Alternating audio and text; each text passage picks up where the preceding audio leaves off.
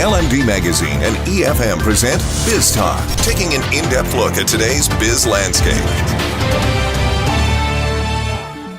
Welcome to another edition of LMD-EFM Biz Talk. Today we're speaking to the Managing Director of Leo Burnett Sri Lanka, Ranil de Silva.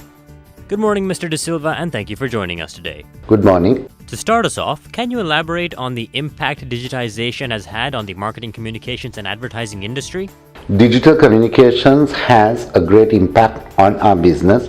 In fact, we are developing new skills, new knowledge, and new capabilities. And in fact, there's a new generation of communication specialists that is being grown through the concept of digital communication.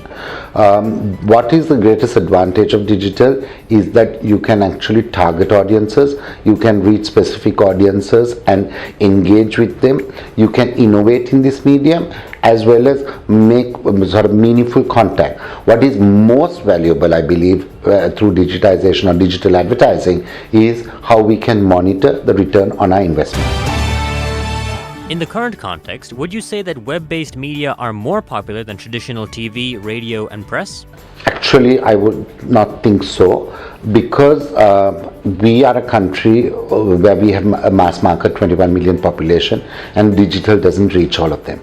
Even if all of them are online in some way or another, I believe there's some 6 or 7 million people online, they're not necessarily consuming media. So above the line media still remains as what we call traditional media as a very important medium to reach our audiences. Press, radio, television enables us to reach a wider cross-section of people, and therefore the power of those media has not been compromised. In fact, the power of television still remains supreme, and its reach is quite considerable, and most advertisers deploy traditional media for their campaigns. What digital does for us is it enables us to reach specific audiences, to engage with consumers, and to get them to respond to our messages, and to further enhance the relationship by creating an interest and then possibly delivering more information or even resulting in a sale through the digital medium. So they do two different functions. However, digital reaches a very different kind of audience and a different type of consumer, whereas above the line media really helps advertisers to reach a larger audience segment. In your opinion, do the local industry players pay adequate attention to preserve and adhere to ethics when creating audio, video, or written content? I would like to believe we do. I would sincerely hope we do, and I believe it is incumbent upon us as professionals, as leaders of the industry, as an industry itself, to uphold the integrity bestowed upon us, and I would think that we fulfill this role and responsibility.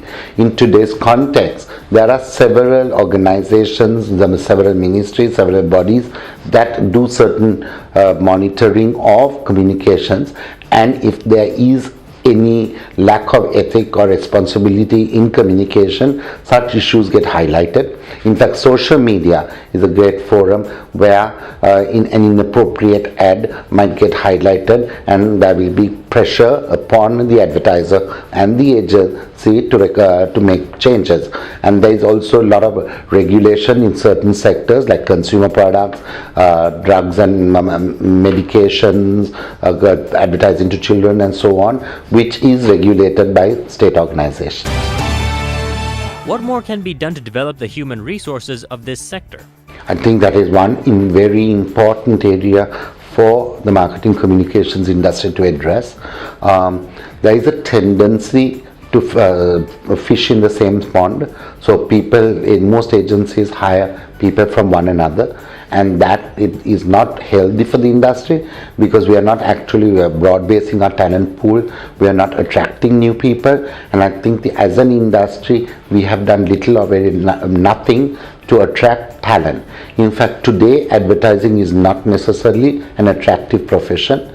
There are so many other sectors that attract people, so many other sectors which are attracting better people, and therefore we as an industry need to take cognizance of this and address the issue. What is interesting is On our part, as a company, I've always believed, and I strongly believe, that grooming our own people is the best solution. We have invested heavily in growing our people. When I take a look at my own agency, I look at Murtaza Tajboy Matt, who heads up planning. He started as a brand executive in the company, in fact a junior brand executive, and today he is the head of planning and possibly one of the best planners in the industry. How did we create Murtaza? By developing him, hiring him young and grooming him. Similarly, we have such case studies as Selonica, who heads our publicist team, Carol, who heads our MSL group. These are people who enter the industry at a junior level and have grown with their own perseverance, their own passion, as well as the opportunities we've afforded to them. As a company, we invest heavily in developing our human resource. We run what we call the Leo Burnett Masterclass, which is a 5-week intensive internship program for undergraduates. We have what we call the 50 interns program. Here we try to we give internship opportunities, and our goal is to give 50 such opportunities every year. We've also recently started a dialogue with the Moratuwa University in their design faculty to help them to develop their curriculum and to ensure that we encourage and find ways and means of absorbing the undergraduates from their university programs, and we're looking at similar programs with AOD and other such institutions. And so therefore I think it's very, very crucial that all of us in the industry pay attention to broad-base the talent pool, attract new people, and to develop great talent. Looking back, what are your thoughts on the journey of Leo Burnett? Well, actually, it's very something that I'm very happy about, because when I set up this company 17 plus years ago, the brief that I was given was to develop cutting-edge creative work that stands out, innovative and fresh, based on great human insight, and to deliver it by the most effective communication vehicle and not just be dependent on traditional advertising. When I look back, in fact, when you had asked me this question, when I reflect upon it, I think that we've fulfilled these 3 important pillars.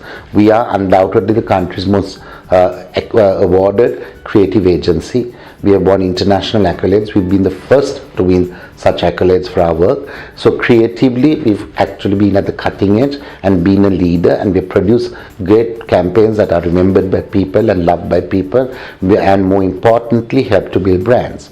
So creatively, we've delivered. We pioneered the concept of integrated communications, and we have exceptionally successful business units. We have MSL Group, which delivers PR and is, I think, the market leader in the category. We have ARC, which focuses on integrated communications with activations, events, retail branding, direct marketing, and CRM related activity, and they are growing at a rapid pace. They're doing great work, they're doing exciting work, and so is our digital business. So when you take a look at integration, I think we've set the model, we've forged a journey and achieved very gratifying results. So I'm very happy and proud of that achievement as well. When it comes to human insights, I think that is possibly our greatest strength. Thank you for joining us today, Mr. De Silva. Thank you. Tune in every Tuesday and Thursday for more insights from our business community. You can also log on to efm.lk and lmd.lk/lmdtv for a visual experience of Biz Talk.